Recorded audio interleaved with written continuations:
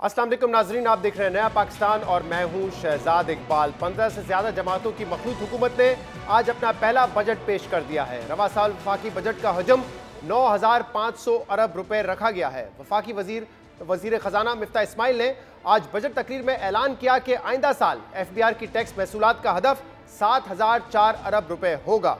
कर्जों की अदायगी का हदफ 3,950 अरब रुपए रखा गया है, जबकि दिफाई बजट 1,523 अरब रुपए है और तरक्याती बजट की मद में 800 अरब रुपए रखे गए हैं। अहम बात यह कि यह बजट ऐसे वक्त में पेश किया जा रहा है जब मुल्क में महंगाई की शरह 14% है और ज़र मुबादला के ज़खायर 9 अरब डॉलर के रह गए हैं। इसलिए इस बजट को ग्रोथ से ज्यादा मईशत में इस्तेकाम लाने का बजट करार दिया जा रहा है। वजीर खजाना मिफ्ता इस्माइल ने आज अपनी तकरीर में पिछली हुकूमत को तनकीद का निशाना बनाते हुए कहा कि हुकूमत को माजी की हुकूमत की बुरी कारकर्दगी की वजह से अबतर माशी सूरत हाल का सामना है। पिछली हुकूमत की वजह से समाजी ढांचा मुतासर हुआ, माशी तरक्की रुक गई और कौमी इत्तेहाद तितर बितर हो गया। वफाकी हुकूमत ने आइंदा साल के लिए GDP ग्रोथ का हदफ 5% रखा है, जबकि रवां साल GDP ग्रोथ जो है वो प्रोजेक्टेड की जा रही है 6% पे। इसके अलावा अफरात ज़र रवां साल 11.7 का इम्कान है, जबकि अगले साल के लिए जो टारगेट रखा गया है वो 11.5% का है। तरसीलात ज़र में 31.1 बिलियन डॉलर इस साल इकट्ठा होने का हदफ है, जबकि अगले साल के लिए यह हदफ 33.2 बिलियन डॉलर का रखा है। इसके अलावा कर्जों पर जो सूद की अदायगी है, रवां साल इसका जो हदफ था, जो तखमीना लगाया जा रहा है वो 3,144 अरब का है, जबकि अगले साल के लिए 3,950 अरब रुपए टारगेट किया गया है। इसके अलावा FBR की जो टैक्स महसूलात है, इस साल इम्कान है 6,100 अरब रुपए का जो हदफ है वो अचीव हो जाएगा, जबकि अगले साल के लिए 7,004 अरब का हदफ रखा गया है। और नॉन टैक्स रेवेन्यू जो इस साल 1,315 अरब रुपए के रहेंगे, अगले साल के लिए उसका हदफ 2,000 है, जबकि दिफाई बजट जो इस साल 1,450 अरब रुपए था, अगले साल 1,523 अरब रुपए होगा। यहाँ पे यह बात बताना ज़रूरी है कि दिफाई बजट में कोई खातिर का इजाफा नहीं किया गया है और बहुत सारे इकदाम जो है वो लिए गए हैं फोर्सेस की जानिब से, ताकि जो अपना बजट है वो उसको कंट्रोल में रखें। जिसमें जो जुम्मे का दिन है वो ड्राई डे मनाने का फैसला किया गया है, यानी कि गैर ज़रूरी तौर पे गाड़ियों का इस्तेमाल नहीं होगा, ताकि पेट्रोल और डीजल की बचत की जा सके। इसके लिए ट्रेनिंग के लिए जो बहुत दूर जाया जाता था, अब उन्होंने फैसला किया है कि जो छोटे ट्रेनिंग कैंप्स हैं वो कैंट के करीब ही रखे जाएंगे। और इसके अलावा दीगर फैसले लिए गए हैं। सब्सिडी जो कि इस साल 1,515 अरब रुपए की थी, अगले साल उसका जो अमाउंट है वो कम करके 699 बिलियन रखा गया है, जबकि ग्रांट्स 1,090 से बढ़ाकर 1,242 अरब रुपए रखी गई हैं। बेनज़ीर इनकम सपोर्ट प्रोग्राम इस साल 250 अरब रुपए का था, जबकि अगले साल का हदफ 364 अरब रुपए है, जबकि तरक्याती बजट जो इस साल तकरीबन 500-525 अरब रुपए खर्च किए जाएंगे, जबकि अगले साल के लिए तरक्याती बजट जो है वो रखा गया है 800 अरब रुपए का। अब सवाल ये पैदा होता है कि मिफ्ता इस्माइल साहब जिन्होंने कहा था ये एक मुश्किल बजट है, फिस्कल कंसोलिडेशन का लफ्ज़ इस्तेमाल किया था, यानी कि जो हमारे अखराजात हैं उनको कम करने की बात की गई थी, तो क्या ऐसे माहौल में मुमकिन होगा कि अफरात ज़र 11.5% रहे और GDP ग्रोथ 5% रहे? ये टारगेट कितने रियलिस्टिक है, इस पर हम बात करेंगे, जिसके लिए हमें ज्वाइन किया है अशफाक तोला साहब ने, टैक्स एक्सपर्ट हैं। इसके अलावा ज़करिया उस्मान साहब हमें ज्वाइन करेंगे जो कि चेयरमैन है FPCCI के। डॉक्टर वकार मसूद साहब हमारे साथ मौजूद होंगे, साबिक सेक्रेटरी फाइनेंस हैं। इसके अलावा माहिर मईशत डॉक्टर खाकान नजीब साहब और खुरम शहजाद भी हमारे साथ मौजूद होंगे। सबसे पहले आपकी तरफ आते हैं अशफाक तोला साहब, क्या रियलिस्टिक नंबर्स लग रहे हैं? क्योंकि दो पिछले साल जो गुजरे हैं, कराची से हमारा राब्ता मुनक़ता हो गया है, हम दोबारा आएंगे आपकी तरफ। डॉक्टर वकार मसूद साहब, क्या रियलिस्टिक नंबर्स लगते हैं जब कहते हैं कि कंसोलिडेशन बजट होगा, हमें रफ्तार को कम कर रहे हैं, लेकिन फिर भी कह रहे हैं कि GDP ग्रोथ 5% की होगी और PSDP 800 अरब रुपए का होगा? बहुत शुक्रिया शहजाद इकबाल साहब। मेरे ख्याल में एम्बिशस करता है उसको, और शायद मईशत की ज़रूरत कंसोलिडेशन की इससे ज़्यादा है। और जो कुछ हमने बजट में देखा है, जिसकी अभी सारी तफसील हमारे साथ नहीं है, आपके प्रोग्राम से पहले FBR बता रहा था कि वो क्या करने जा रहे हैं, तो वहाँ पर ये जो 7,004 का टैक्स हदफ उन्होंने बनाया है वो मुझे कम लगता है। देखिए, अभी आपने बताया कि 11.5% का इन्फ्लेशन है और 5% की रियल जीडीपी ग्रोथ इन्होंने फर्ज की हुई है। तो इसका मतलब ये 16.5 की तो ग्रोथ इसमें होनी चाहिए थी। तो अगर 6100 अरब रुपए इस साल के टैक्स हैं और 7,000 अगले साल के लिए रखे हैं, तो ये तो इस 16%, 16.5% से कम है, 15% मुश्किल ये बन रहे हैं। अलावा भी मैं दो एक और चीज़ें मुझे तशवीश में डाल रही हैं। इसमें से ये एक मिफ्ता साहब की फेवरेट ये बात है कि जनाब ये टैक्स पेयर्स जो हैं, टैक्सेबल इनकम जो है वो 12 लाख से ज़्यादा के ऊपर हो। ये मेरे ख्याल में तो मुनासिब नहीं है। एकदम से आप बहुत ज़्यादा जो टैक्स पेयर्स हैं उनको टैक्स लिस्ट से निकाल देते हैं और फिर इसके साथ ही आप 1000 रुपये 2000 रुपये दे दें ताकि आपको ये सामना ना करना पड़े कि आप नॉन टैक्स पेयर हैं। तो उसकी वजह से अगर नंबर बढ़ भी रहा है आपका टैक्स पेयर्स का, तो उसमें एक बहुत बड़ी तादाद है जो सिर्फ तकरीबन यानी एक आप समझ लें टोकन सी पेमेंट करते हैं इस वजह से कि जनाब वो टैक्स पेयर लिस्ट के अंदर आ जाएं। तो ये एक मेरे लिए निस्बतन तशवीश की बात है। दूसरे ये कि मुझे थोड़ा सा मतलब ये एहसास हो रहा है कि ये बज़ाहिर बड़ी खुशनुमा बात है कि जनाब जो भी आपके पास इमूवेबल प्रॉपर्टी है वो ज़ेर इस्तेमाल है या नहीं है, एक डीम्ड रेंटल इनकम जो है वो वज़ा की जाएगी और उसके ऊपर कोई उसकी वैल्यू लगा के उस पर टैक्स लगाया जाएगा। ये बड़ा मुतनाज़े फैसला होगा।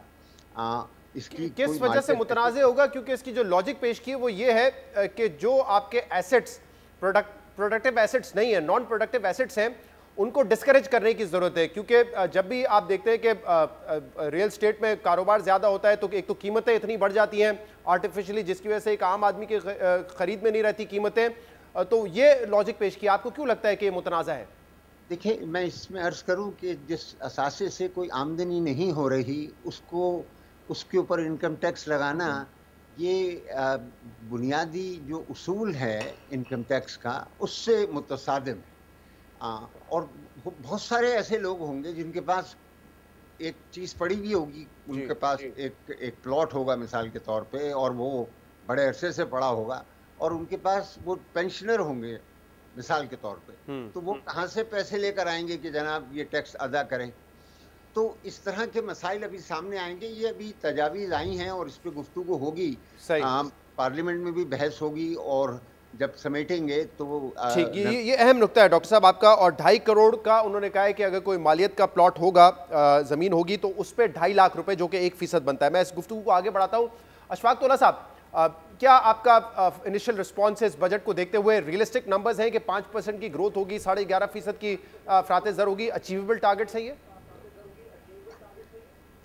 बिस्मिल्लाहिर्रहमानिर्रहीम। शहजाद, देखें, पाकिस्तान में जब भी कोई भी टारगेट सेट होता है, डॉक्टर वक़ार साहब ज़्यादा हमारे उस्ताद मोहतरम हैं, सब बहुत अच्छा बता सकते हैं कि कभी भी रियलिस्टिक होती नहीं है।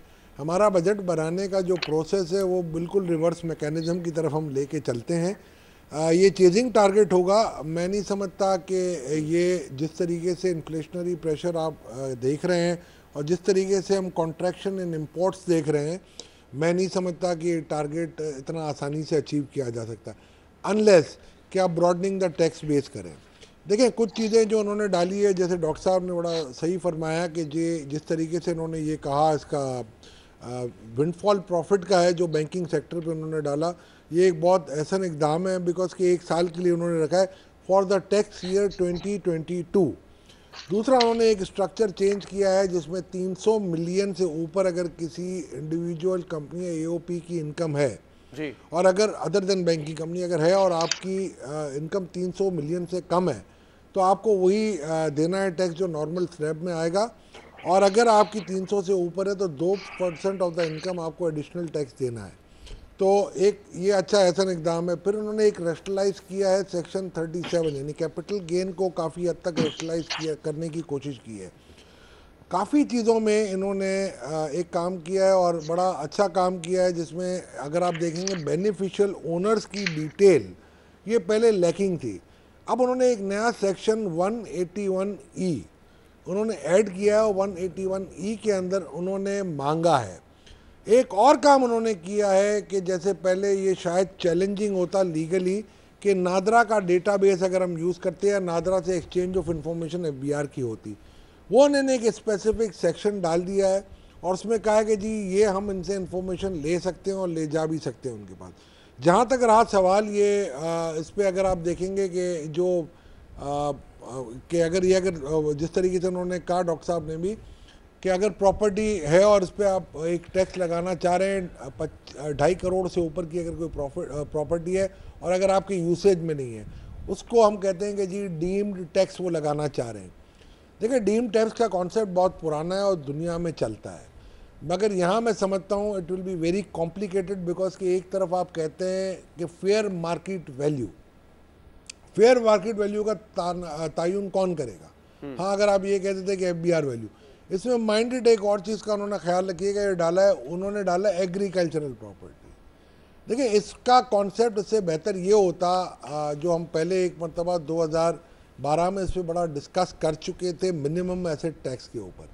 अगर वो ये कर देते कि मिनिमम एसेट टैक्स इतना होगा आपका और अगर आप मार्केट वैल्यू के हिसाब से आप हमें दे दें, इसमें तमाम एसेट्स आ जाते हैं आपके, और उस एसेट के अगेंस्ट जो आपने इनकम टैक्स पे किया है, अगर सपोज करें अगर टोटल एसेट मेरी 100 मिलियन की है और 2% मेरा बनता है और 2 मिलियन मेरा टैक्स बने, और अगर इनकम टैक्स मैंने 15 लाख रुपए पे किया है तो मैं 5 लाख रुपए पे कर दूं, और अगर मैंने 25 लाख पे किया तो मुझे पे करने की ज़रूरत नहीं है। ये वॉरेन बुफे मेथड था जिसको हमने मॉडिफाइड मैं चाहता हूँ इसकी तफसील में और भी टैक्स से रिलेटेड सवाल मैं उसकी तफसील में भी जाऊँगा, पर ज़रा बुनियादी मुझे राय जानने दीजिए इस बजट के हवाले से। डॉक्टर खाका नजीब साहब, जब भी बात होती है कि कंसोलिडेशन बजट है स्लो डाउन की तरफ जा रहा है, तो मुझे नहीं याद कि तारीख में कभी 5% का फिस्कल कंसोलिडेशन बजट हो। वो तो हमेशा हम कंसोलिडेटेड बजट की बात करते हैं 2.5-3% ग्रोथ की। तो क्या चाहती है हुकूमत? एक तरफ ये कहती है कि हमें स्लो डाउन भी करना है, इंपोर्ट्स अपने कम करने हैं, अखराजात कम करने हैं, लेकिन GDP ग्रोथ हम 5% की अचीव करके दिखाएंगे, ये कैसे मुमकिन होगा?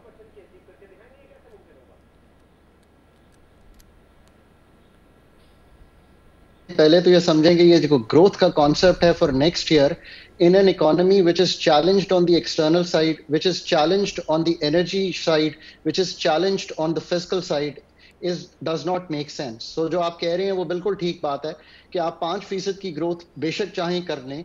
इसकी एक मिसाल ये देता हूं कि इस वक्त जो GDP का तनासुब से 1.1% बनता है हमारा PSDP, अगर एक PSDP का रोल है, ये 4% हुआ करता था जब हम हाई ग्रोथ अचीव किया करते थे। मैं एक आसान लफ्जों में आपको बता रहा हूँ। ये इस वक्त इमटेरियल है। इस वक्त मटेरियल ये है कि पाकिस्तान अनस्केथ्ड गुजर जाए एक्सटर्नल सेक्टर डिफॉल्ट से, IMF के प्रोग्राम में वापस चला जाए, इन्फ्लेशन को संभाल लिया जाए इन लो डबल डिजिट्स, और चौथी बात यह है कि कुछ ये दिखाई दे कि जो बोझ है वो वेल ऑफ पे गया है और फंडामेंटल चेंजेस जो हैं वो दिखाई दे रहे हैं। मैं एक मिसाल आपको देता हूं कि कैपिटल गेन्स टैक्स एक एस्टैब्लिश्ड टैक्स है पूरी दुनिया में। मैं जिस जगह से काम करके पाकिस्तान आया था उसका नाम है ऑस्ट्रेलिया, जिसमें बहुत से रीट्स और रियल एस्टेट का बहुत ज्यादा कारोबार होता है। एक बड़ा सिंपल सा फॉर्मूला है, ये वेल्थ को टैक्स करना या ये डीम्ड को टैक्स करना, again don't complicate the issues which are very simple. And उसका कॉन्सेप्ट ये है कि जब भी मैं अपनी प्रॉपर्टी बेचता हूं तो उसका कैपिटल गेन्स मुझे आता है और वो मेरे मार्जिनल इनकम टैक्स रेट पे, यानी कि मेरा अगर रेट 20% है तो मैं उस साल के हिसाब से 20% कैपिटल गेन्स पे करूंगा। It is that simple. जैसे कि डॉक्टर वकार साहब कह रहे थे कि मेरी एक इनकम आई है उसको जरूर टैक्स करें, पर ऐसे लोग जिनके पास ये प्रॉपर्टियां पड़ी हैं उनसे जाके ये पैसे मांगना अगेन एक कॉम्प्लिकेशन क्रिएट करता है। फिर आप ये देखें कि ये चीजों को हमें सिंप्लीफाई करना चाहिए, ना कि हम इनको और कॉम्प्लिकेट करें। आपने जो काम करने वाले थे वो तो किए नहीं। फिर मेरे जो नेशनल सेविंग्स में पैसे पड़े हैं उस पे जो मुझे पैसे आ रहे हैं, मैं अपनी मिसाल इसलिए देता चला जा रहा हूं कि चीजें आसान हो, उस पे तो मैं दे रहा हूं सिर्फ 10% टैक्स। और जो मेरी इनकम है, चूंकि मैं जब सरकार के साथ पाकिस्तान में काम करता था तो मैं एक हाई पेड प्रोफेशनल था, तो वो उस पे मेरा टैक्स बनता था 22%, तो यहां भी आपने मुझे 12% की छूट दी हुई है। आप ये इनकम्स को ही कंसोलिडेट कर लें। ये तो मैंने दो मिसालें अब फंडामेंटल आपके सामने रखी हैं कि उस पे ये मेरे लिहाज से बहुत एफर्ट किया जा सकता था। अब आप आइए कि क्या ये बजट मुझे इन्फ्लेशन पे पूरा उतरता है? इन्फ्लेशन के लिहाज से to keep it in low single digits मुझे क्या करना चाहिए था? जैसे कि वजीर खजाना ने कहा कि हम बताएंगे कि गैस की कीमत कितनी बढ़ेगी, तो मैं फिर बजट के बाद ही तायुन कर पाऊंगा कि जो 45% ओगरा ने मुझे कहा है एज अ पॉलिसी मेकर कि हम उसको चेंज करें। जब वो चेंज होगी तो हम ये 11.5 के फिगर को क्लैरिफाई कर सकेंगे, क्योंकि हम करते ये हैं कि जब हम ये 45 नहीं बढ़ाते ना, तो जिस सर्कुलर डेट का वो जिक्र कर रहे हैं 1400 अरब, वो वहां पे क्रिएट हो रहा होता है, तो वो उन्होंने नहीं बताया, तो मैं तो तायुन ही नहीं कर सकता, अपने इकोनॉमिक मॉडल में वो फिगर ही नहीं डाल सकता कि मैं आंसर निकाल सकूं। So I can go on, but if you want, whenever you want, मैं आगे जाके इसको डिटेल में डिस्कस करते हैं। खुर्रम शहजाद साहब, जरा बताइएगा कि एक जो मसला अभी खाका नजीब साहब भी बता रहे हैं वो एक्सटर्नल अकाउंट का है हमारे। अब इस साल हमें पता है कि $16.5 बिलियन तक का आपका करंट अकाउंट डेफिसिट होगा। इस बजट में मुझे नहीं नजर आया कि तकरीर में इन्होंने जिक्र किया हो कि करंट अकाउंट कितना होगा खसारा, लेकिन इन्होंने ये जरूर बताया कि जो ट्रेड डेफिसिट है वो आपका $35 बिलियन का होगा, और अगर रेमिटेंसेज 31-32 बिलियन डॉलर की होती है तो तकरीबन $3-4 बिलियन का टारगेट है करंट अकाउंट डेफिसिट का। क्या ये अचीवेबल है? और साथ में इस वक्त ऑलरेडी इन्फ्लेशन जो कि 14% के आसपास है, इसमें अभी नेपरा ने कीमतें बढ़ाई हैं, ओगरा ने गैस के टैरिफ बढ़ाए हैं, जो पेट्रोलियम मसनूआत की कीमतों में इजाफा हुआ है उसका शामिल होना बाकी है। तो क्या अगले साल अफरात-ए-ज़र 11.5% रहेगी या महंगाई इससे ज्यादा होगी?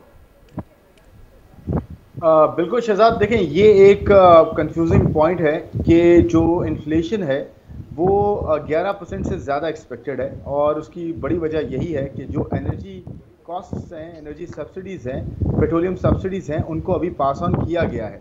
और आपको पता है फर्स्ट राउंड इम्पैक्ट आता है इमीडिएटली 1 महीने 1.5 महीने में, सेकेंड राउंड इम्पैक्ट आता है आपको 3-4 महीने 5 महीने, और वो कंटिन्यू करता है। तो आप ये समझें कि जो अगले साल की इन्फ्लेशन है वो 13 से 14% से कम होने की तवक्को नहीं है, अनटिल एंड अनलेस आपका जो ग्लोबल कमोडिटी सुपर साइकिल है वो कूल डाउन होना शुरू हो, जिसकी एक्सपेक्टेशंस हैं कि ऑयल नीचे आएगा। और ऑयल नीचे आने की वजह यह है कि एक सेल्फ फुलफिलिंग प्रोफेसी एक चीज़ होती है कि जब भी डिमांड जो है वो बहुत ज़्यादा बढ़ जाती है, महंगाई में इजाफा होता है, तो इंटरेस्ट रेट्स बढ़ाए जाते हैं, टाइटनिंग की जाती है, और पूरी दुनिया में टाइटनिंग शुरू हो चुकी है और पिछले 1.5-2 महीने से चल रही है। ये इवेंचुअली ट्रांसलेट करेगा डिमांड की कंप्रेशन को, और फिर वो इवेंचुअली आपके ऑयल प्राइसेस को भी नीचे करेगा और फूड प्राइसेस को भी ऐसा ऐसा नीचे लेके आएगा, नंबर 1। सेकेंडली, आपका जो पॉइंट है कि करंट अकाउंट डेफिसिट हमारा कितना हो सकता है, लगता यह है जो एक्सपेक्टेशंस हैं, जो फोरकास्ट की गई है वो ये की गई है कि 2% ऑफ जीडीपी होगा। 2% ऑफ जीडीपी जो है वो मैनेजेबल है, बट इसका एब्सोल्यूट अमाउंट काफ़ी बड़ा है, यानी कि $8 बिलियन हो सकता है तकरीबन नेक्स्ट ईयर का करंट अकाउंट डेफिसिट। इसका मतलब ये है कि कम से कम 5 से 8% आपका इंपोर्ट में डिक्लाइन आए और एक्सपोर्ट जो है वो इतने ही अमाउंट से बढ़ जाए, यानी कि 10 से 12% बढ़ जाए, तो आपके पास जो ट्रेड डेफिसिट है वो तकरीबन कोई 38-39 अरब डॉलर के पास होगा। आप इसमें 30 अरब डॉलर की रेमिटेंसेस शामिल कर दें, तो तकरीबन जो है आपके पास जो डेफिसिट आ सकता है वो 7 से 8 अरब डॉलर का आ सकता है। इसका मतलब ये हुआ कि 50% या 48% जो आपका टैक्स ड्राइव होता है इंपोर्ट से, उसमें डिक्लाइन आने की तवक्को है। अगर उसमें डिक्लाइन आता है तो आपकी रिसोर्स पूरी नहीं होगी, अगर रिसोर्स पूरी नहीं होती तो डेफिनेटली आपको डेट लेना पड़ेगा, डेट इन्फ्लेशनरी होगा। एक और चीज़ मैं ऐड करना चाहता हूँ शहजाद, वो अभी हाईलाइट नहीं हुई भी, आप ये देखें कि अभी 8.6% ऑफ जीडीपी इस साल का फिस्कल डेफिसिट एक्सपेक्टेड है, जो कि 4 पॉइंट समथिंग अभी तक आ चुका है। मुझे ये लगता है कि गवर्नमेंट फिर से एक मरतबा फिर जो ये सर्कुलर डेट है इसकी एक लंबी पेमेंट कर सकती है इन अ गो, यानी कि अगले इसी महीने के मेरे में एंड में या मिड में शायद कर देगी। आपको याद होगा इसी गवर्नमेंट में 2013 में भी ये किया था कि फिस्कल डेफिसिट में एक लंबी पेमेंट की थी सर्कुलर डेट की, और वन इन अ गो जो है सर्कुलर डेट नया माली साल होने से शुरू होने से पहले ही उन्होंने कर दी थी। जी जी जी, मुझे लगता है कि इस मरतबा भी अगर 4% का आपका डेफिसिट है अभी 9 महीने का, 4.3 समथिंग है, तो वो 8.96 पे ऐसे नहीं चला जाए, 8.6 पे ऐसे नहीं चला जाएगा। उसमें दो चीज़ें हैं, एक तो एनर्जी की सब्सिडीज को अनवाइंड किया गया है, और दूसरा जो है हो सकता है एक लंबी पेमेंट जो है सर्कुलर डेट की हो, जिसकी वजह से जो है आपका एक मरतबा वंस एंड फॉर ऑल ये डेफिसिट आ जाएगा, और फिर अगला साल आपका जो है वो फ्रेश स्टार्ट होगा। सही, और अगले साल का जो हदफ है फिस्कल डेफिसिट का वो 4.9% का रखा गया है। ज़करिया साहब, आप बताइएगा, क्योंकि पिछले साल जब बजट आया था तो उस वक्त की जो माशी टीम थी वो कह रही थी लूट सेल बजट है ये। इस मरतबा क्या रिस्पॉन्स है टेक्सटाइल सेक्टर का और इंडस्ट्री का ओवरऑल, कि कैसा बजट है ग्रोथ के लिहाज से? नहीं, मैं ज़ाती तौर पर यह समझता हूँ कि इन हालात में इससे अच्छा बजट पेश नहीं किया जा सकता। देखिए, इशू ये है कि ये जो डेफिशिट्स है और रेट ऑफ इंटरेस्ट है और ये सारी चीज़ें जो आई हैं, ये आई दुनिया में क्यों है? ये कोविड के 2 साल गुजर गए, अल्लाह ने हम पे करम कर दिया। आज यूक्रेन का और रशिया का जो झगड़ा है उसकी वजह से ऑयल के प्राइसेस बढ़ गए हैं। एक वक्त वो भी था कि ऑयल आपको मुफ्त मिल रहा था, आपके पास बर्तन नहीं था रखने के लिए। तो ये आप नहीं समझे कि ऑयल के प्राइसेस अगर 140 भी चले गए थे एक ज़माने में, और ये फिर वापस आएंगे तो सारी चीज़ें ठीक हो जाएगी। अब इशू ये है कि हम ये कहते थे कि ब्रॉड बेस्टिंग करें। ब्रॉड बेस्टिंग ये हमारी अपनी चॉइस थी और हमने ये रिकमेंड किया था कि आप ब्रॉड बेस्टिंग करें, और ब्रॉड बेस्टिंग का तरीका जो है वो फिक्स टैक्स पर भी हमने दिया था।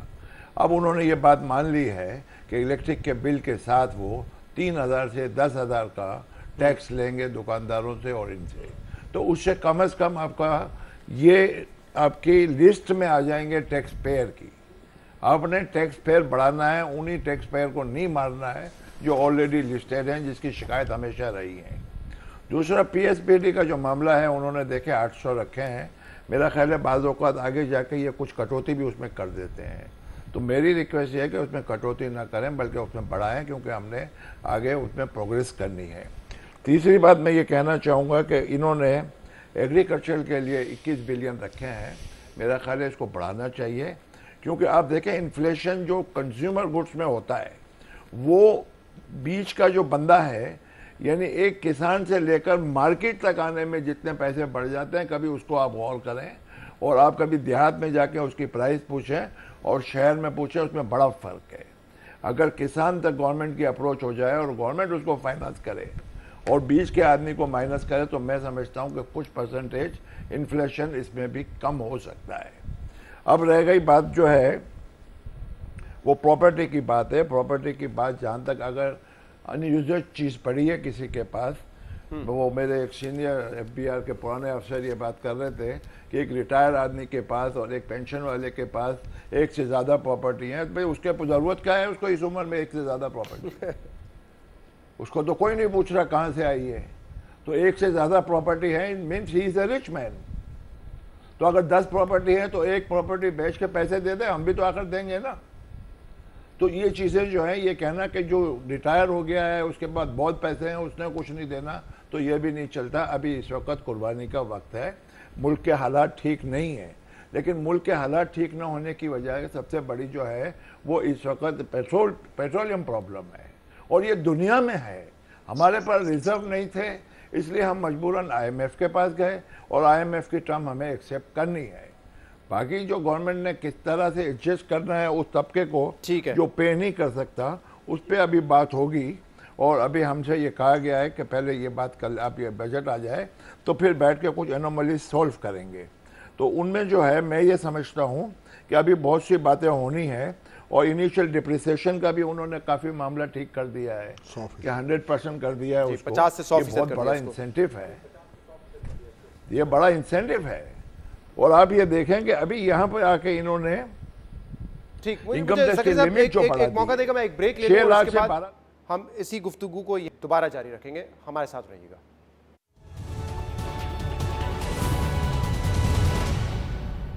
वेलकम बैक नाजरीन। 2022-23 का बजट आज पेश किया गया है। कुछ और इकदाम जो इसमें लिए गए हैं, सैलरी क्लास के हवाले से ये फैसला किया गया है कि पहले टैक्स छूट जो है वो 6 लाख आमदनी वालों तक के लिए थी, उसको बढ़ा के 12 लाख कर दिया है। इंडिविजुअल बिजनेसेस और एओपीज के लिए जो मद थी वो 4 लाख से बढ़ा के 6 लाख कर दी गई है। और जो छोटे रिटेलर्स हैं उनके हवाले से फैसला किया गया है कि फिक्स टैक्स रिजीम का वो हिस्सा होंगे और जो उनके ऊपर टैक्स होगा वो 3 से 10 हज़ार रुपये होगा, जो कि बिजली के बिल्स में उनसे लिया जाएगा। अशफाक साहब, ये जो सैलरी क्लास के हवाले से बताइएगा कि जो 1 लाख रुपए से कम माहाना कमाते हैं या 12 लाख रुपए सालाना, उनको तो रिलीफ दिया गया है, लेकिन इससे ऊपर की जो आमदनी वाले होंगे, जो मिड इनकम वाले होंगे, क्या उन पे ज्यादा मनफी असर आएगा स्लैब की तब्दीली की वजह से? जी वो आएगा, मगर देखिए वो तो जाहिर बात है इक्विटेबल होना चाहिए कि अगर फर्ज करें अगर आपकी ज़्यादा इनकम है and if you can afford तो वरना फिर टैक्स हम कहाँ से वसूल करेंगे। देखिए आपकी जो डॉक्टर साहब बैठे हुए हैं, डॉक्टर वकार मसूद साहब, वो भी आपको बताएंगे कि हमारा जो टैक्स का स्ट्रक्चर है बहुत ही क्लियर है। आपका 90% ऑफ द टैक्स जो है वो 100 कॉरपोरेशनें दे रही हैं, चाहे सेल्स टैक्स हो या इनकम टैक्स हो। हम क्या कर रहे हैं, अपनी एनर्जीज को ज़ाया कर रहे होते हैं 10% की टैक्स कलेक्शन के पीछे, जो कि ऑलमोस्ट 98% टैक्स पेयर्स होते हैं। तो अगर आप उन जो 100 कॉरपोरेशन है उनको सही से फैसिलिटेट करें तो जाहिर बात है फिर आपके टैक्स को कलेक्शन में आसानी होगी। और निचला जैसे ये बहुत अच्छा एग्जाम किया उन्होंने फिक्स टैक्स, ये हमने अपनी टैक्स रिफॉर्म कमीशन की रिपोर्ट में भी लिखा था कि आप फिक्स टैक्स करें, जान छुड़ा लें, और डिफरेंट तरीक़ों से उन्होंने कोशिश भी की थी। मगर एक चीज़ जो मुझे आज जो नज़र आ रही है कि मेरा ख्याल है इनको नज़रसानी करनी पड़ेगी, जो उन्होंने टर्नओवर टैक्स जो था, टर्नओवर टैक्स का जो कैरी फॉरवर्ड मिनिमम टैक्स हम देते थे जो लास्ट ईयर इंट्रोड्यूस किया गया था और 7-8 साल पहले ख़त्म किया गया था, वो आज दोबारा उन्होंने ख़त्म कर दिया। तो इस किस्म की चीज़ों से आप कॉर्पोरेट को डिस्करेज करते हैं। देखिए आपका जो पेमेंट ऑफ टैक्सेस सबसे ज़्यादा है वो कॉर्पोरेट का है। इसके अलावा उन्होंने कैपिटल गेन टैक्स में काफ़ी चीज़ों में इन्होंने तब्दीली की है। तो मैं ये समझता हूँ 3-4 ऐसी चीज़ें बड़ी बड़ी जो इनको अब एनॉमली आएगी, देखते हैं उसको एड्रेस करना पड़ेगा या ग्रीवेंस रिड्रेसल मैकेनिज्म के थ्रू आके इसको एड्रेस करना पड़ेगा। अशफाक साहब, लेकिन ये बताइए जो छोटे रिटेलर्स की कोई डेफिनेशन नहीं है, तो 3 से 10 हज़ार रुपए जो फिक्स टैक्स लिया जाएगा वो किन रिटेलर्स के हवाले से बात की गई है? वो टीयर 1 के अलावा जो रिटेलर हैं जो सेल्स टैक्स अपना बिल में देते हैं उनका होगा, और रिटेलर की डेफिनेशन सेल्स टैक्स एक्ट में भी दी हुई है। तो वो अगर नहीं होती है तो पेरी मटेरिया के तौर पे वही डेफिनेशन इस्तेमाल हो जाएगी। सही है। डॉक्टर वकार मसूद साहब, जो टैक्स हदफ है 7,004 अरब रुपए का, और आपने कहा कि 16.5% तो हमारी नॉमिनल ग्रोथ हो जाएगी, तो वो हदफ कम रखा गया है। शायद इसकी एक वजह यह हो कि इंपोर्ट हम कर्टेल करने की कोशिश कर रहे हैं, तो इस इंपोर्ट स्टेज पे जो टैक्स होता है वो भी कम होगा। लेकिन एब्सोल्यूट टर्म में तो ठीक है, लेकिन percentage tax to GDP percentage में देखें तो 9.2% पर हम खड़े हुए हैं, जबकि मैं 15 साल से ये बजट देख रहा हूँ, हर दफा यही कहा जाता है कि हम मीडियम टर्म में 15% 16% पे पहुंच जाएंगे, जैसे बांग्लादेश है या दीगर हमारे आसपास के ममालिक भी हैं। ये तो कहीं हम जाते हुए नहीं नजर आ रहे उस तरफ। शहजाद साहब, आपने बिल्कुल सही फरमाया इस बात को। देखें, मुझे इसी वजह से खदशा है कि क्या ये जो बजट है ये उस मफाहमत के मुताबिक है जो दोहा में IMF के साथ हुई होगी, या ये कि अभी बैठकर वो इसके ऊपर सरमारी करेंगे और फिर मज़ीद जो है गुफ्तगू शुनीद होगी, मुज़ाकरात होंगे। मेरे ख्याल में हमारे पास वक्त नहीं है। इन्होंने तय किया हुआ है 2 जुलाई को वो बोर्ड में जाएंगे, और अगर इन्होंने कोई रद्द-बदल किया और वो बड़ा रद्द-बदल हुआ तो ये हमारे लिए मुश्किल का बाइस होगा। आपको अभी जो चीज़ नहीं मालूम और थोड़ी देर में मेरे ख़्याल में लोगों के सामने आ जाएगी, और मैं भी कोई मुसद्दक़ा इत्तला नहीं बता रहा हूँ आपको, मुझसे कहा गया है कि जो पेट्रोलियम लेवी का रेट है वो 50 जा रहा है। सर आपकी आवाज़ थोड़ी सी ब्रेक हो रही है, लेकिन ये अरब रुपए, ये आपकी आवाज़ थोड़ी सी ब्रेक हो रही है, बट ये बात दुरुस्त है। और मैं ये कंफर्म कर सकता हूं कि फाइनेंस मिनिस्टर ने हमें कंफर्म किया है कि पेट्रोलियम डेवलपमेंट लेवी अगले साल का हदफ 750 अरब रुपए है। जो रवा साल है 610 अरब रुपए का टारगेट था, हम वो अचीव नहीं कर सके, 135 अरब रुपए अचीव किया है। तो 750 अरब रुपए अगर अगले साल इकट्ठा करने हैं तो इसका क्या मतलब है कि 30 से 35 रुपए डीजल और पेट्रोल की कीमतों में इजाफा होने जा रहा है? देखिए, मैं इसी बात पे हैरान हूँ कि एक तरफ हमने इतना बेमहाबा बोझ डाल दिया है पब्लिक के ऊपर। आप थोड़ा थोड़ा करके जब आए थे तो कर लेते, 2 महीने ज़ाया हुए और एकदम से आपने 60 रुपए का बोझ डाल दिया पेट्रोल और डीजल के ऊपर। और अब ये आप मुजदा सुना रहे हैं, और इत्तेफाक की बात है कि ये पिछली दफ़ा जो 30 है, जब हम थे वहाँ पर मैनेज कर रहे थे तो 8 रुपए होते थे डीजल पे और 10 रुपए होते थे पेट्रोल पे, और ये मौसूफ थे, यही इसको लेके चले गए 30 रुपए पर। अब माशाल्लाह इनका ज़रख़ेज़ ज़हन इसको लेके जा रहा है 50 के ऊपर। अब मैं आपसे बताऊं शहजाद साहब, ये इसका हासिल होना आज फौरी तौर पे, हमने पिछली दफ़ा देख लिया इतना बड़ा हदफ आपने लगाया और आपको आधा भी नहीं मिला जी। तो आप कैसे तसव्वुर कर सकते हैं कि 750 अरब रुपए वहां से लेंगे? एक चौथाई मिला। ये बड़ी खबर है। मैं चाहूंगा इस पे जरा खुरम साहब से और डॉक्टर खाकान नजीब साहब से भी मौक़िफ़ लूं। खाकान नजीब साहब, 750 अरब रुपए लेवी का टारगेट रखा गया है। ये वो फिगर है जो कि बजट तकरीर में नहीं था, जो अब कागजात सामने आए और फाइनेंस मिनिस्टर ने कंफर्म किया कि ये टारगेट रखा गया है। क्या मतलब है इसका? कितना लेवी लगाना पड़ेगा पर लीटर अगर ये टारगेट अचीव करना है, या सिर्फ ये टारगेट इसलिए रखा गया है कि आईएमएफ को दिखा रहे हैं कि नॉन टैक्स रेवेन्यू जो कि लेवी की सूरत में पेट्रोलियम प्रोडक्ट्स पर हम 750 अरब रुपए इकट्ठा करने जा रहे हैं? देखिए, मेरे सामने बजट इन ब्रीफ का डॉक्यूमेंट है, तो मुझे बड़ी खुशी है कि आपने खुद ये पॉइंट उठाया। 750 अरब है इसमें, दैट मीन्स 30 रुपीज, क्योंकि जब आप टोटल कैलकुलेशन करते हैं तो अगर आप 30 रुपए पूरी लगा दें जो नेक्स्ट ईयर की एस्टिमेटेड खपत है पाकिस्तान में पेट्रोलियम प्रोडक्ट्स की, तो आपको लगाना पड़ेगा 9 रुपए। इसका मतलब है कि तेल में अभी और मौजूद है तो 39 रुपीज ऑन पेट्रोल और 53 रुपीज ऑन डीजल। बट याद रखिए कि ये मई की कीमतें हैं, उसके बाद कीमतें बढ़ गई हैं, उसके बाद रुपी फर्दर स्लाइड कर गया है। सो आई एम नॉट श्योर। सो ये हमें वापस उसी तरफ ले जाता है कि क्या 11.5% का जो आप इन्फ्लेशन टारगेट कर रहे हैं वो मुसद्दिका है कि नहीं। और डॉक्टर खाकान नजीब साहब, अगर आप कह रहे हैं कि 30 रुपए पर लीटर ये बनता है, तो ये 1 जुलाई से हमें लगाना पड़ेगा पेट्रोल और डीजल पर, अगर हम माहाना सालाना टारगेट अचीव करना चाहते हैं 750 अरब रुपए का। शहजाद, आप बिल्कुल ठीक कह रहे हैं, अदरवाइज एक दिन का स्लिप भी इसको स्लिप कर जाएगा। So let me now share 2 other figures which have become very important. अभी थोड़ी देर पहले शहजाद एसपीआई का फिगर आया है, 24% ग्रोथ है ईयर ऑन ईयर एसपीआई में इन्फ्लेशन में। सो अभी आप सोचें कि कोई भी प्राइस इफेक्ट जो है इसमें कंप्लीटली फैक्टर्ड इन नहीं है, तो ये जो 11% का फिगर है ये कैसे होगा, ये 750 भी कैसे होगा। ये जो बजट है ना, आई मीन इसको बहुत गौर से दोबारा देखने की जरूरत है, फंड को भी देखने की जरूरत है सही, और गवर्नमेंट को भी देखने की जरूरत है। इसके अलावा एक और फिगर आया है, सॉरी, जो मुझे करंट अकाउंट पे वरी कर रहा है। जो रेमिटेंसेस आई हैं, हमने 33 अरब रुपए का डॉलर का फिगर लिया है नेक्स्ट ईयर के लिए, सो दैट हमारा करंट अकाउंट का एग्जैक्ट फिगर भी आपको दे देता हूं। 9.1 बिलियन डॉलर पे सारी वर्किंग की गई है। उसको लाने के लिए जो रेमिटेंसेस ली गई हैं वो 33 बिलियन डॉलर्स की हैं, जो लास्ट मंथ में क्लोज हुआ है। And I feel hurt when I put this figure. 2.3 billion dollars पे क्लोज हुआ है, 24% मंथ ऑन मंथ ड्रॉप है और 6% ईयर ऑन ईयर ड्रॉप है मंथ का। So I mean you know we have to, इसलिए आपको रिव्यू जहां से शुरू करना है, वो बात जो डॉक्टर वकार ने शुरू की थी, 7004 का फिगर जो है वो 7,500 होना चाहिए, सही। तब जाके आपका बजट कहीं बैलेंस होगा with the effort that you should be doing.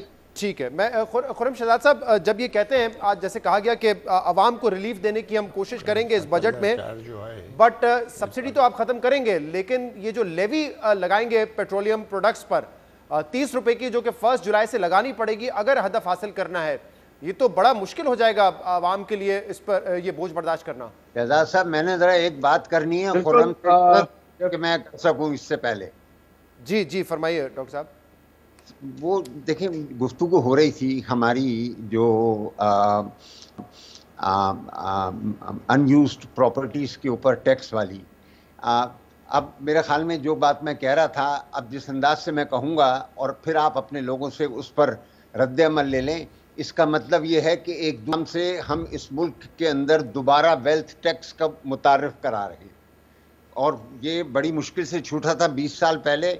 इसको दोबारा हम अगर जारी करेंगे तो ये कोई अच्छी बात नहीं है। इस तरह से डायरेक्ट टैक्सेस बढ़ाना जो है वो हमारे लिए कोई बाइसे इफ्तिखार नहीं होगा। शुक्रिया। जी जी खुरम साहब। जी देखें, आप जो बात कर रहे हैं कि जो है 700 बिलियन का टारगेट रखा गया है, ये सही। मुझे डेफिनेटली खुरम साहब माजरत के साथ एक ब्रेक लेना है। इस ब्रेक के बाद हम जब दोबारा वापस आएंगे तो मैं इसका जवाब लूंगा आपसे, एक ब्रेक के बाद, और इस न्यूज़ हेडलाइन के बाद आपके सामने दोबारा हाजिर होते हैं।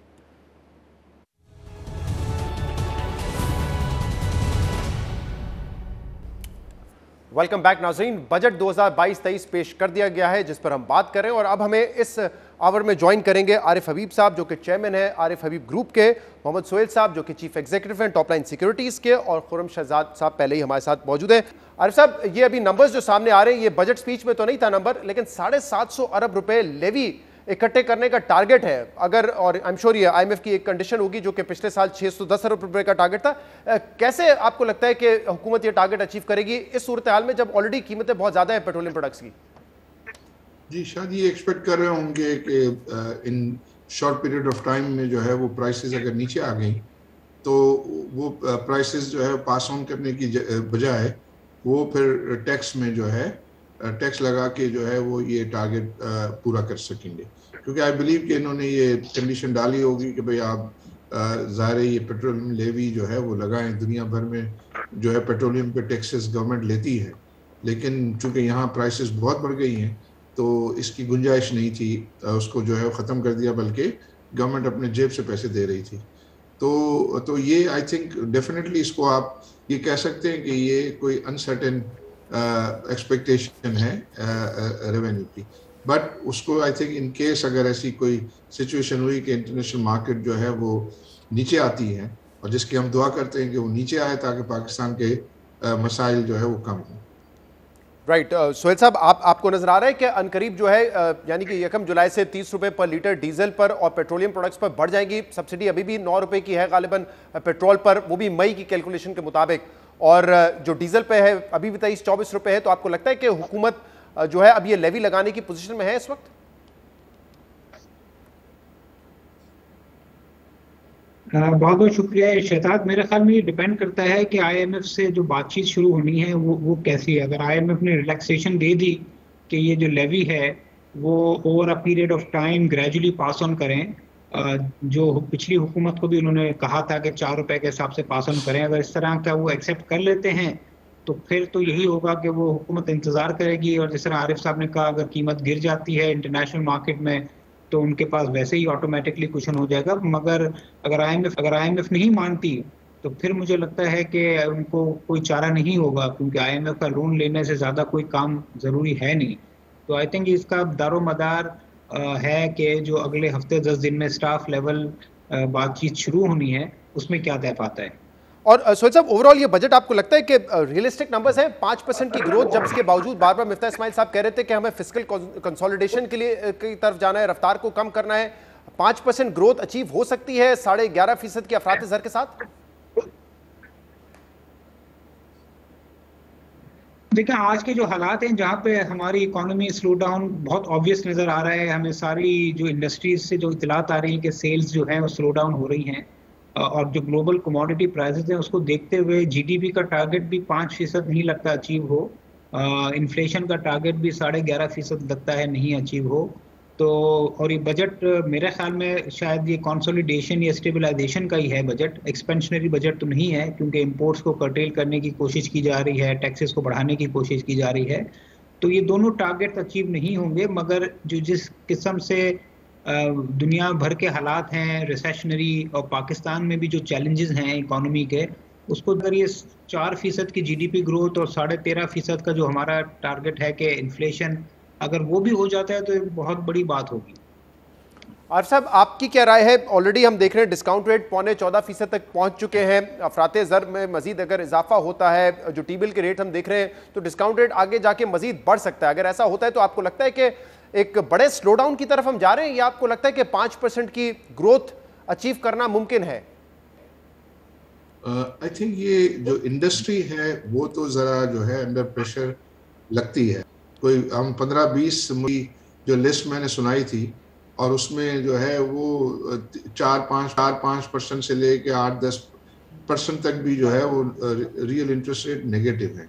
तो आई बिलीव कि, और हमने ये कहा प्राइम मिनिस्टर को कि अगर मैं प्राइम मिनिस्टर होता तो मैं इस पे तवज्जो देता और बैठता कि हमारा इंटरेस्ट रेट, क्योंकि इंटरेस्ट रेट का सबसे बड़ा जो बर्डन है, नुकसान है, वो अपने बजट पर है, क्योंकि 3,500 बिलियन जो है वो हमारा डेट सर्विसिंग का बजट है।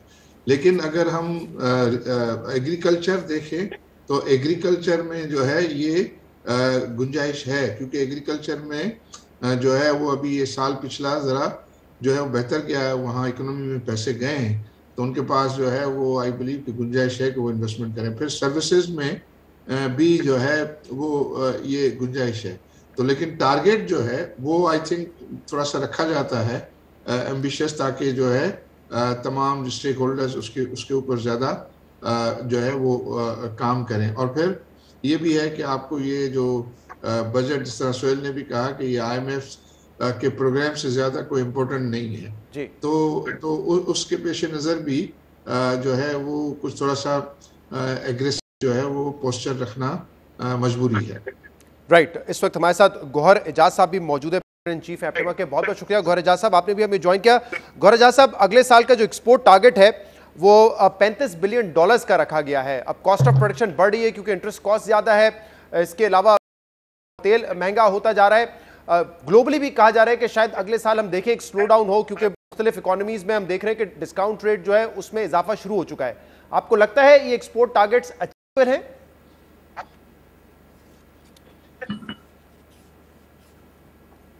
हमारा राब्ता गौहर एजाज साहब से इस वक्त नहीं हुआ है। मोहम्मद सोहेल साहब, आपको लगता है एक्सपोर्ट्स टारगेट अचीवेबल हैं? और जो पाकिस्तान को एक जो मुश्किल पेश आ रही है इस वक्त, अपने एक्सटर्नल अकाउंट में करंट अकाउंट खसारा इस साल भी $16-17 बिलियन का हो सकता है, अगले साल मैनेजेबल होगा ये?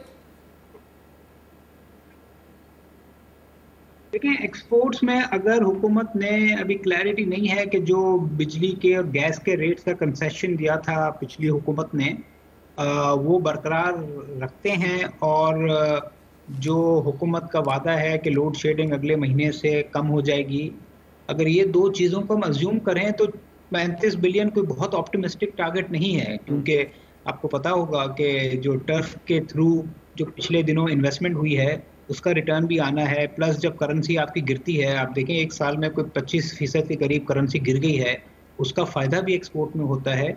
और अगर ये बिजली गैस के रेट थोड़े कंसेशनरी मिलते हैं तो मेरे ख्याल में ये वो टारगेट है जो मैं कहता हूँ अचीवेबल है। एक बहुत ज़्यादा एम्बिशियस या एग्रेसिव टारगेट नहीं है, क्योंकि हमारा एक्सपोर्ट का मोमेंटम जो हम देख रहे हैं वो वैसे ही बहुत अच्छा जा रहा है। राइट, एक ब्रेक प्रोग्राम में शामिल करेंगे और इसके बाद अपने मेहमानों से जो बजट आज पेश किया गया है उस पर मजीद गुफ्तगू करेंगे। Stay with us.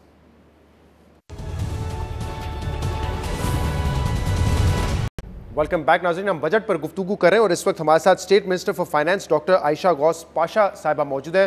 Doctor Ayesha, बहुत बहुत शुक्रिया वक्त देने के लिए। डॉक्टर साहब, सबसे पहले तो ये बताइएगा, क्योंकि आज मुफ्ती इस्माइल साहब ने कहा कि एक मुश्किल बजट हम देने जा रहे हैं क्योंकि अपने खसारे हमें कम करने हैं, लेकिन 5% की ग्रोथ फिर कैसे अचीवेबल होगी? और साथ में अफराते ज़र का टारगेट 11.5%, जबकि तमाम जो इस वक्त एक्सपर्ट्स हैं उनका ख्याल है कि जो तेल की कीमतें बढ़ी हैं, बिजली की कीमत, गैस की कीमत बढ़नी है, उससे इम्पैक्ट ज़्यादा होगा। अफराते ज़र 11.5 पे कंट्रोल करना नामुमकिन होगा आने वाले सालों में, महीनों में। जी शुक्रिया। बिस्मिल्लाहिर्रहमानिर्रहीम। देखिए, चैलेंजिंग टाइम्स हैं। आपका जो कंसर्न है वो मेरे समझ में मुझे आ रहा है कि आप क्यों कह रहे हैं, क्योंकि इस वक्त जो बैरुल अक़वामी ट्रेंड है, ख़ास तौर पे मंडियों में जो हाल है, कमोडिटी प्राइसिंग जो है, ख़ास तेल की आउटलुक, ये हमारे लिए चैलेंजिंग बहुत है। हम ये कोशिश ये करेंगे कि हम एक कॉम्बिनेशन ऑफ पॉलिसी से जिस हद तक हो सके इसको कंट्रोल करें। सप्लाई चेन को कंट्रोल करेंगे, लोकल प्राइसेस की मार्केट में कंट्रोल करेंगे। हम इसमें जो मेन आम आदमी की कंजम्पशन के आइटम्स है, जैसे कि आटा है, चीनी है, तेल है, इस पे हमने ऑलरेडी कीमतों को कंट्रोल करने की बात करी है जब से नई गवर्नमेंट आई है, और उसको हमने बरकरार रखने का हमारा इरादा है। इंशाल्लाह उसको हमने प्रोवाइड फॉर किया हुआ है। तो और उसके साथ साथ फिर ये जो हम अपना बजट डेफिसिट थोड़ा सा कम करने की कोशिश कर रहे हैं, बाकी चीज़ें भी हम कोशिश, पॉइंट ये है कि थोड़ा एम्बिशियस ज़रूर है, चैलेंजिंग जरूर है, पर जिसे कहना चाहिए ना कि अगर आप मून के लिए टारगेट करते हैं तो इंशाल्लाह आपको सितारे तो जरूर ही मिल जाते हैं। हमने टारगेट जानबूझ के रखा है अपने लिए। डॉक्टर आयशा, जो टारगेट्स हैं वो रियलिस्टिक भी होने चाहिए, और खासतौर पे जब आप लोग कहते हैं कि एक स्लो डाउन की जरूरत है, तो क्या 5% जीडीपी ग्रोथ मुमकिन है, या ये एक सियासी टारगेट है? क्योंकि पिछले 2 साल में तहरीक इंसाफ ने 5.5% की ग्रोथ दिखाई है, तो आप लोगों ने भी दिखाने के लिए तो 5% रख दिया टारगेट जीडीपी ग्रोथ का, बट ये भी रियलिस्टिक नजर नहीं आ रहा जितना स्लो डाउन सामने है हमारे। देखिए, गुजारिश ये है कि जो गवर्नमेंट, पिछली गवर्नमेंट के अहदाफ है ये 6% के करीब, 5.9 के, ये 9 महीने के ऊपर डिपेंडेंट है, और हम देखें आखिरी फाइनल 3 क्वार्टर में क्या इसका होता है। उन्होंने तो 6 दिखा दी, हम कोशिश ये कर रहे हैं कि हम अपना 2-3 एरिया से ये ग्रोथ मेंटेन करना चाहते हैं। सबसे पहले हमने बहुत अच्छे इनिशिएटिव लिए हैं एग्रीकल्चर को ट्रांसफॉर्म करके एग्रीकल्चर प्रोडक्टिविटी बढ़ाने के लिए। हमने इनपुट प्राइसेस को कंट्रोल किया, हमने फर्टिलाइजर टाइम पे देने का, हमने उनको इंपोर्टेड एग्रीकल्चरल इम्प्लीमेंट्स पे सब्सिडाइज किया है। मकसद कहने का ये, सीड सबसे बड़ा, बीज पे ड्यूटी खत्म करिए।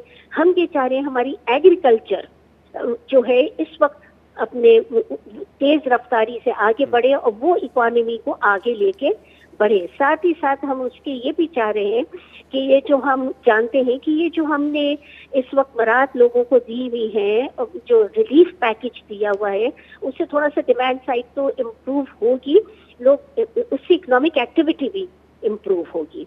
हमारा मकसद सिर्फ कहने का ये है, और हम SAZs भी इम्प्लीमेंट करने चाहते हैं, हम उस पर भी तेज रफ्तारी से काम करेंगे, हम CPEC रिवाइव करेंगे।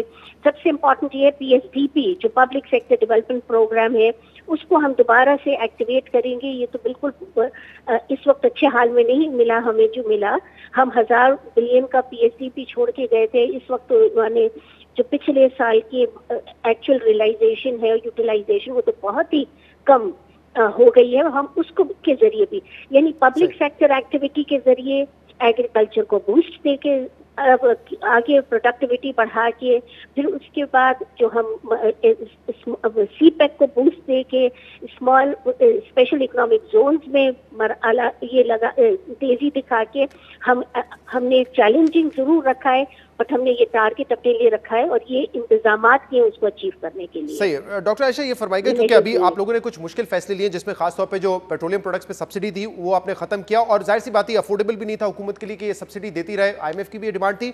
लेकिन अगले साल आप लोगों ने जो पेट्रोलियम डेवलपमेंट लेवी का टारगेट रखा है वो 750 बिलियन है। पिछले साल 610 बिलियन रखा था, सिर्फ 135 बिलियन अचीव हुआ, क्योंकि प्राइसेस ऑलरेडी इतनी हाई थी कि हुकूमत वो लेवी लगा नहीं सकी। तो आप लोग कैसे ये टारगेट अचीव करेंगे? और अगर अचीव करने जा रहे हैं तो इसका मतलब ये कि 1 जुलाई से ही तेल और पेट्रोल और डीजल की कीमतों में तो 30-30 रुपए का इजाफा करना पड़ेगा। देखिए, मेरी गुजारिश आपसे ये है कि ये आपने ठीक इसमें देखा कि पहले नहीं था, अब है। हमारी कोशिश ये होगी, ये फ्यूचर लुकिंग है, पूरे साल में हमने ये जो टारगेट है ये पूरे साल में हम अचीव करने वाले हैं इंशाल्लाह। अभी इस वक्त जो पेट्रोल की कीमतें हैं वो हम सिर्फ कोशिश ये कर रहे हैं, उसमें भी हमें बड़ी दिक्कत हो रही है और ये हमारे लिए तकलीफ का मकाम है, बट हमें करना जरूरी पड़ रहा है कि जो हम पेट्रोल के प्राइसेस बढ़ा रहे हैं सिर्फ और सिर्फ कीमत खरीद पूरी करने के लिए, ताकि सब्सिडी विड्रॉ कर जाए। ये हमारा टारगेट है जो हमने पिछले, इसी टारगेट को मद्देनजर रखते हमने 30 रुपए एक दफा बढ़ाया, 30 रुपए एक और दफा बढ़ाया। हम इस वक्त सिर्फ सब्सिडी खत्म करने की बात कर रहे हैं, मजीद टैक्सेशन की इस वक्त बात नहीं हो रही है। ये बातें पूरे साल में अगर प्राइसेस कम हुए पेट्रोलियम के, आगे चल के इस पे देखा जाएगा कि किस तरह मैनेज किया जाएगा। इस वक्त हम इस पे इस तरह का कोई हमारा कमिटमेंट नहीं है कि हम बजट के फौरी बाद इस तरह में कोई 30 रुपए इस मद में हम लगा दें। जनवरी 2022 में जो IMF से मुज़ाकरात हुए थे तो पिछली हुकूमत ये कह के गई थी कि हम 4-4 रुपए बढ़ाएंगे और लेवी को 30 रुपए तक लेके जाएंगे, लेकिन आप कह रही हैं कि ऐसी कोई कमिटमेंट हमारी है नहीं IMF से कि हमने इसको 30 रुपए पे लेके जाना है या 750 अरब रुपए हमने इकट्ठा करना ही करना है, ऐसी कोई कमिटमेंट नहीं हमारी। नहीं, मैं ये नहीं कह रही हूँ, मैं ये कह रही हूँ कि वो कमिटमेंट जरूर थी, वो उस जमाने की हालात की कमिटमेंट थी। अब इंटरनेशनल प्राइसेस इतने ज्यादा बढ़ गए हैं और हमारी सब्सिडी इतनी ज्यादा बढ़ गई है कि अगर इस वक्त हमारा सारा फोकस जो है वो सब्सिडी खत्म करने पे है। आपने देखा हमने दो दफा खत्म की, 30 रुपए कीमत बढ़ाई, वो सब्सिडी का मद थोड़ा सा कम किया, अभी भी सब्सिडी के मद में हम हैं, तो पूरी तरह सब्सिडी विड्रॉ नहीं हुई है। हमारा आउटलुक ये है कि इंशाल्लाह आगे लुकिंग फॉरवर्ड हम इसको इंटरनेशनल प्राइसेस के देखते हैं क्या आगे बढ़ता है और उसके साथ करेंगे। और दूसरी बात ये, हम देखिए बजट को पूरा ओवरऑल देखने के बाद हमारा IMF से जो कमिटमेंट है वो हमारा basically budget deficit, primary budget deficit पे होता है जी। हम और तो हम अपना कोशिश करेंगे हम अपने अहदाफ उनसे मीट करें। और आप देखेंगे कि साथ ही साथ हमने आम आदमी को रिलीफ देने के लिए भी इसके पेट्रोलियम की मसनूआत जो बढ़ रही हैं, हम रिलीफ देने के लिए हमने BISP के जरिए हमने एक सब्सिडी दी हुई है, जो आप तकरीबन कोई हम 14 मिलियन हाउस होल्ड्स को, यानी 60 मिलियन लोगों को तकरीबन वो सब्सिडी दे रहे हैं ताकि वो उनको रिलीफ हो जाए और ये पेट्रोलियम की जो लेवी है उससे हम इम्प्रूव कर जो सब्सिडी विड्रॉ हुई है उस पे जो बोझ उन पे पड़ा आम आदमी पे जी, वो हम उससे रिलीफ एक तो 4000 अरब का हमारा इस दफा इंटरेस्ट पेमेंट से आप उसको हटा दें, क्योंकि आप प्राइमरी डेफिसिट की बात कर रही हैं जो 0.19% आपने पॉजिटिव रखना है, ये भी कैसे होगा? इस साल 2.5% हम नेगेटिव पर हैं, तो कैसे ये अचीव कर लेंगे जब आप कह रही हैं कि सब्सिडीज भी हैं 600-700 अरब रुपए की, 800 अरब रुपए का PSDP भी है? देखिए इसको अचीव करने के 2-3 मेजर एरियाज हैं। एक तो सबसे पहले अब फिस्कल पे कंसंट्रेट करती हूँ। एक तो हमने टैक्सेशन बढ़ाया है, हमने अपना रिलीफ पैकेज को फाइनेंस करने के लिए जो साहिब सरवत लोग हैं उनको टैक्सेशन उनका बढ़ाया है, प्रॉपर्टीज पे बढ़ाया है, सुपर इनकम जो प्रॉफिट अर्नर्स हैं उन पे बढ़ाया है, हम जो जैसे जिनके बैंकिंग सेक्टर्स पे बढ़ाया है जिन्होंने बहुत कमाया है। सो हमने अपना एक पैकेज तैयार किया है टैक्सेशन रिफॉर्म से, जिसका आप फाइनेंस बिल में FBR इंशाल्लाह कल बताएगा, तफसील फाइनेंस बिल में है। तो एक तरफ तो हम टैक्सेस बढ़ा रहे हैं, दूसरी तरफ हम अपने अखराजात को में ऑस्टेरिटी ला रहे हैं। हमने ऑस्टेरिटी का एक पूरा एक पैकेज है जो कि प्रपोज किया है, जिसमें यहाँ कह दिया है कि पेट्रोल वगैरह की नॉन सैलरी एक्सपेंसेस जो है वो हम 40% तक पेट्रोल की कीमतें वो जो खर्च अखराजात हैं वो कम करेंगे। हमने उस पे जो बैन लगा दिया रिक्रूटमेंट वगैरह पे वो कैरी फॉरवर्ड किया हुआ है। हमने एक जिसे कहना चाहिए यूटिलिटी का इस्तेमाल पे भी आगे किया हुआ है, मद में भी कटौती का किया हुआ है। सो हमारा जो बजट पे बेसिकली एक पैकेज के तौर पे हम ये अचीव करेंगे जो प्राइमरी डेफिसिट की बात आप भी कर रहे हैं और मैंने भी थोड़ी देर पहले की, नेट ऑफ डेट सर्विसिंग। हमने एक पैकेज तैयार किया है, हम बहुत कोशिश करेंगे, चैलेंजिंग बहुत है हमारे लिए, लेकिन अगर आपको मुल्क को स्टेबिलिटी की तरफ ले जाना है तो एक्स्ट्रा ऑर्डिनरी टाइम है ये इस तरह का टाइम। आपने इंडिपेंडेंट इकोनॉमिस्ट को भी सुना होगा, वो कह रहे हैं जिस तरह पाकिस्तान में इस वक्त इकोनॉमिक क्राइसिस है पहले कभी था नहीं। तो जब हम इन एक्स्ट्रा ऑर्डिनरी टाइम्स में क्राइसिस के पीरियड में काम कर रहे हैं तो एफर्ट भी हमारा वॉर फुटिंग पे हो रहा है, चाहे वो हमारे अखराजात कम करने पे हो, चाहे वो टैक्स मोबिलाइजेशन करने पे हो। लेकिन हमारा मकसद ये है कि हम प्रोडक्टिविटी भी बढ़ाएं, इकोनॉमी को बूस्ट दें, उससे ज्यादा रेवेन्यू जनरेट करें, आम आदमी को रिलीफ दें। बहुत जरूरी है कि ये बात रिलीफ बहुत शुक्रिया डॉक्टर आयशा हमारे साथ मौजूद थी। प्रोग्राम में शामिल करेंगे एक ब्रेक, इसके बाद स्टॉक मार्केट के हवाले से भी कुछ खबरें हैं। जो टैक्स क्रेडिट मिलता था म्यूचुअल फंड्स और पेंशन फंड्स पर, वो खत्म किया गया है, क्या इसके साथ होंगे, इन तमाम इश्यूज पर बात करेंगे।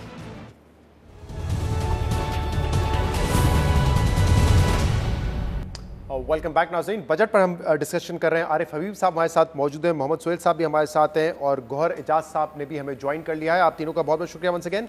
गौहर एजाज साहब, आपसे पहले बात कर रहे थे, आवाज़ आपकी नहीं आ रही थी उस वक्त। एक्सपोर्ट टारगेट $35 बिलियन का रखा गया है। अब हम देख रहे हैं कि कॉस्ट ऑफ प्रोडक्शन बढ़ रही है, जिसमें इंटरेस्ट कॉस्ट बढ़ चुकी है, यूटिलिटी के जो कॉस्ट है वो बढ़ चुकी है और एक ग्लोबली स्लो डाउन भी एक्सपेक्टेड है। आपको लगता है कि ये टारगेट अचीवेबल है या ओवर ऑप्टिमिस्टिक है? आजाद, ये जो टारगेट है ये सिर्फ टेक्सटाइल मीट कर सकती है $5 बिलियन जो बढ़ा के रखा है। बट मेरी बात अगर आप मुझे थोड़ी देर देंगे मैं समझा सकूँ। कि टेक्सटाइल की एक्सपोर्ट 12.5-13 बिलियन डॉलर थी 2018 में, जो आज हम इस साल 20 बिलियन डॉलर टच कर जाएंगे। इसका मतलब है 7 बिलियन डॉलर, 7.5 बिलियन डॉलर सालाना की हमारे मुल्क में ये एक्सपोर्ट अर्निंग आ गई। अब हमारे पास मार्केट 20 बिलियन डॉलर की है और मुल्क की एक्सपोर्ट 31 होगी। तो ये जो इंक्रीज आई है सारी टेक्सटाइल की आई है। ये 23 बिलियन डॉलर की एक्सपोर्ट थी, आज 30-31 की हो गई। 7.5 जो टेक्सटाइल ने दिया है वही इंक्रीज हुई है मुल्क की। अब मैं आपने जो कहा 35 बिलियन डॉलर का टारगेट है, बिल्कुल ये टारगेट अचीवेबल है। सिर्फ टेक्सटाइल ही 5 बिलियन डॉलर की इंक्रीज करके दे सकती है, बट इसमें 3 बातें।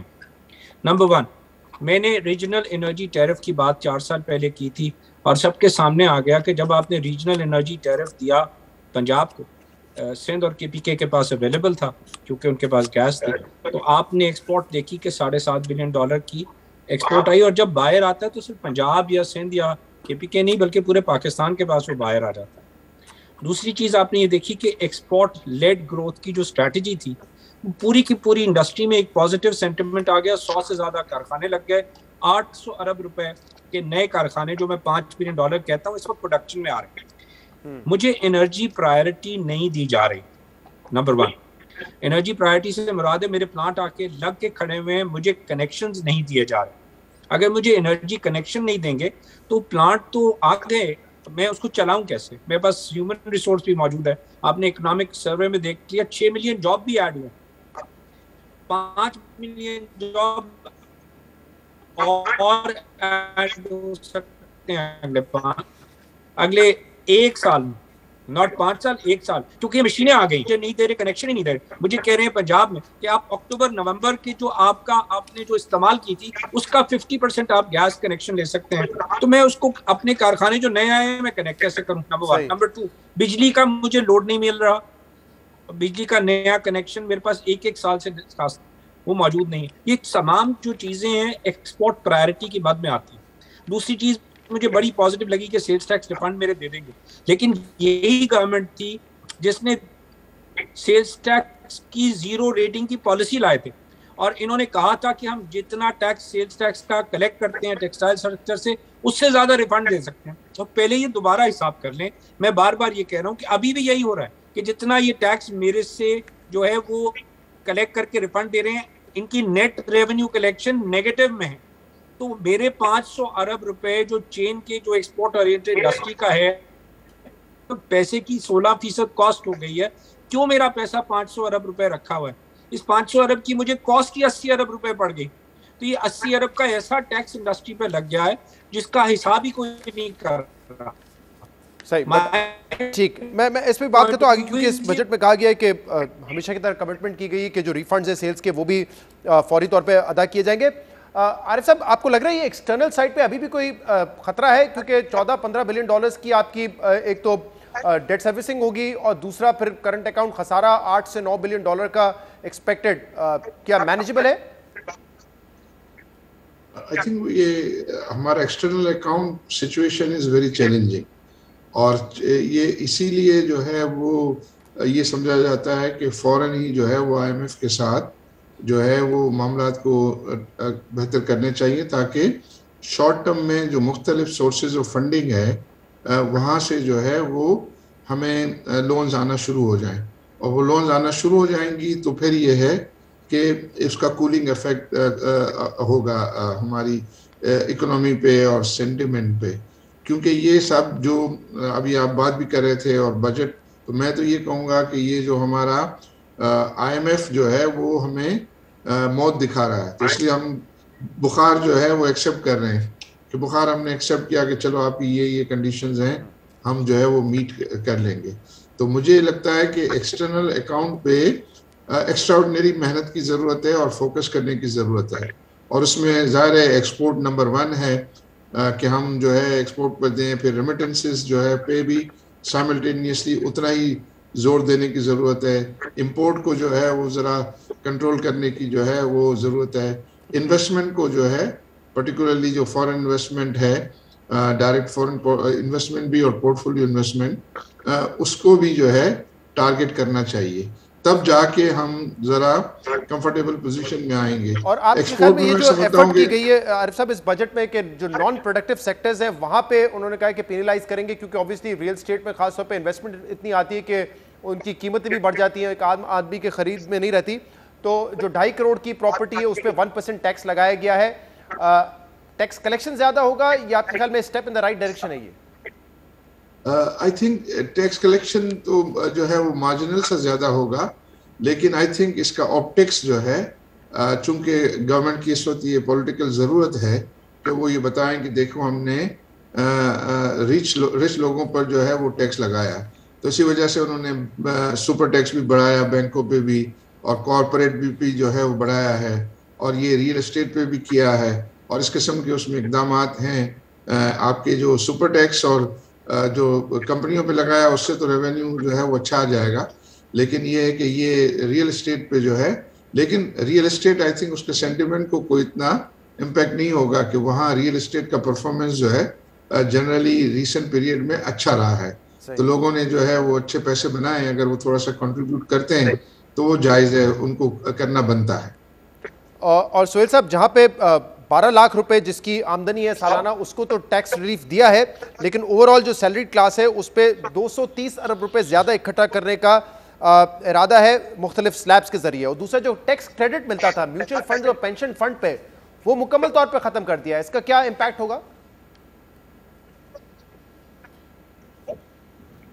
लेकिन जो पहला इकदाम है वो बज़ाहिर यही है कि जो निचला तबका है, जिसको हम पुअर क्लास या लोअर मिडिल क्लास कहते हैं, उनको फैसिलिटेट किया गया है कि 1 लाख तक जो पहले टैक्स लगता था माहाना आमदनी पे वो नहीं लगेगा।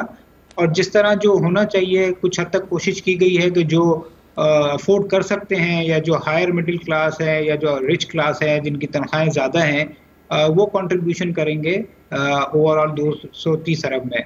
दूसरी जानिब देखें, ये बहुत पाकिस्तान पे इल्ज़ाम लगाया जाता था कि बहुत सारे सेक्टर्स पे टैक्स नहीं लगता, बहुत सारे कंसेशन दी जाती हैं, टैक्स लॉसेस भी होते हैं। तो उसमें जो कंसेशंस की बहुत लंबी लिस्ट है, जिसमें एक लिस्ट ये भी थी कि जो म्यूचुअल फंड में इन्वेस्टमेंट की जाती थी उसका टैक्स क्रेडिट मिलता था, इसी तरह IPOs में जो इन्वेस्टमेंट की जाती थी उसका टैक्स क्रेडिट मिलता था। तो ये डिस्टॉर्शन थी जिसके लिए IMF और दूसरी मल्टीलैटरल एजेंसीज निशानदेही करती थी। तो फाइनली उसको हटाया गया है। मेरे ख्याल में कोई बहुत ज़्यादा फ़र्क नहीं पड़ेगा। म्यूचुअल फंड के फ्लोज थोड़े से कम ज़रूर होंगे, वो उसको मैनेज कर सकते हैं। आजकल इंटरेस्ट रेट्स 15-15.5% है, तो म्यूचुअल फंड को वहाँ से भी कुछ कंपनसेशन हो जाती है। और ये नेगेटिव ज़रूर है इनडायरेक्टली स्टॉक मार्केट के लिए और डायरेक्टली म्यूचुअल फंड के लिए, मगर बहुत सारे जो कड़वे घूंट हैं वो जब मुल्क के हालात ख़राब होते हैं तो पीने पड़ते हैं। तो मेरे ख्याल में ये कोई इतना ड्रास्टिक नहीं है, मैनेजेबल है, कोई ज़्यादा इम्पैक्ट उसका होगा नहीं। और लेकिन दूसरी तरफ आप कह रहे हैं कि ये वो डिस्टॉर्शन सी जिसको खत्म करने का IMF कह रहा था, लेकिन जो सेविंग हमें बढ़ाने की जरूरत है, सेविंग रेट, वो इससे आपको लगता है बहुत ज्यादा मुतासर नहीं होगा? मेरे ख्याल में नहीं होगा। वैसे ही जो है सेविंग रेट्स के लिए बहुत और भी प्रोडक्ट्स हैं, अवेयरनेस क्रिएट की जा सकती है।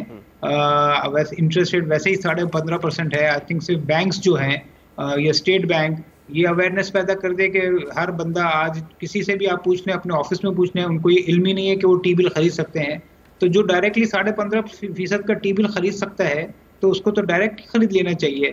मगर मेरे ख्याल में वो अवेयरनेस का है, चूंकि अवेयरनेस नहीं है। और म्यूचुअल फंड इंडस्ट्री एक काम ज़रूर करती थी अवेयरनेस के लिए, मगर चूंकि ये एक कंसेशन थी, एक डिस्टॉर्शन थी या सब्सिडी थी, उसको ख़त्म करना एक प्रेशर था पाकिस्तान पे फ्रॉम मल्टीलैटरल एजेंसीज। तो मेरे ख्याल में ये उन्होंने किया है। ठीक है। और दूसरा गौहर साहब ये बताइएगा कि जो एनर्जी नीड्स के इश्यूज हैं, आपको लगता है कि वो हुकूमत फौरी तौर पे हल कर पाएगी? क्योंकि गैस की शॉर्टेज भी है, पावर क्राइसिस इस वक्त है, और एक तरफ तो हम ये देख रहे थे कि कैपेसिटी बहुत ज़्यादा इन प्लेस आ गई है, लेकिन अब शॉर्टेज भी है। फिर दूसरा, इस हुकूमत का हमेशा से कहना था कि कैपेसिटी पेमेंट के जो इश्यूज हैं, आप बिजली की डिमांड पूरी करके वो कर सकते हैं, बिजली की डिमांड बढ़ाकर, लेकिन अब हम डिमांड भी कम कर रहे हैं बिजली की। और दूसरा, आज सोलर पैनल्स के ऊपर भी जो ड्यूटी थी वो ख़त्म कर दी है। तो क्या डायरेक्शन क्या नज़र आ रही है इस हवाले से आपको? शायद देखो, बड़ा अच्छा इंटरेस्टिंग सिनेरियो है ये कि हम ये कह रहे हैं कि हमने घरों पे लोड शेडिंग 2 घंटे या 0 कर देनी। तो मेरा पॉइंट ये है कि अगर हम इंडस्ट्री नहीं चलाएंगे तो जो हम $68 बिलियन का टारगेट बना रहे हैं अपनी एक्सपोर्ट और रेमिटेंस के थ्रू, उसमें एक्सपोर्ट का मेजर शेयर है 35, कैसे उसको मीट करेंगे? क्योंकि आपको प्रायोरिटाइज करना, अगर 4 घंटे घर में लोड शेडिंग हो भी जाए, it's a decision of the leadership कि 2 घंटे दोपहर और 2 घंटे शाम में कोई क़यामत नहीं आएगी। लेकिन अगर सनत 4 घंटे बंद हो गई तो 20% आपकी कैपेसिटी निकल गई। 20% कैपेसिटी का मतलब शहजाद क्या है? 20% हम ग्रोथ की बात कर रहे हैं, और अगर हम उसको बंद कर देंगे 20% को तो $16 बिलियन रह जाएगी शहजाद। कि हम नया कनेक्शन के बजाय एग्जिस्टिंग को 4 घंटे बंद करें, तो शहजाद हमें प्रायोरिटाइज करना पड़ेगा कि हम क्या मुल्क में एक्सपोर्ट इंडस्ट्री के थ्रू अपनी। ठीक है, तो आपकी राय में मुतासर इंडस्ट्री को नहीं। वक्त हमारे पास खत्म हो गया। आप तमाम मेहमानों का बहुत बहुत शुक्रिया। आज के प्रोग्राम में इतना ही। शो से इजाजत दीजिए। अल्लाह हाफिज।